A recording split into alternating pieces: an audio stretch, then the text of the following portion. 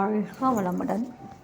மனிதன் இயல்பாக வாழ அறநெறி மிகவும் அவசியம். அறநெறி என்பது ஒழுக்கம், கடமை, ஈகை. இதில் மிக இன்றியமையாதது ஒழுக்கம். சுவாமிஜி, ஒழுக்கம் அவசியமா என்று ஒருவர் கேட்டார். அதற்கு சுவாமிஜி அவரிடம் ஒரு பேப்பரை கொடுத்து இரண்டாக கிழித்து தரும்படி கேட்டார்.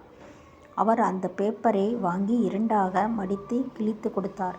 சுவாமிஜி இன்னொரு பேப்பரை கொடுத்து அதே போல் கிழித்து தரும்படி கேட்டார். ஆனால் மடிக்காமல் கிழித்து தர வேண்டும் என்றார்கள். அவர் சுவாமிஜியிடம், மடிக்காமல் எவ்வாறு கிழிக்க முடியும்? மடிக்காமல் கிழித்தால் தாறுமாறாக கிழிந்துவிடும் என்றார். சுவாமிஜி, ஒரு பேப்பரை இரண்டாக கிழிப்பதற்கு ஒழுங்கு தேவைப்படுகிறது. இதேபோல்தான் வாழ்க்கை தாறுமாறாக ஆகிவிடக்கூடாது என்பதற்கும் ஒழுக்கம் மிக மிக அவசியம் என்றார்கள். எண்ணம், சொல், செயல் ஆகிய எதுவென்றாலும் தனக்கோ பிறர்க்கோ தற்காலத்திலோ பிற்காலத்திலோ உடல் உணர்ச்சிக்கோ அறிவிற்கோ துன்பம் தராத செயல்கள் எல்லாம் ஒழுக்கம்.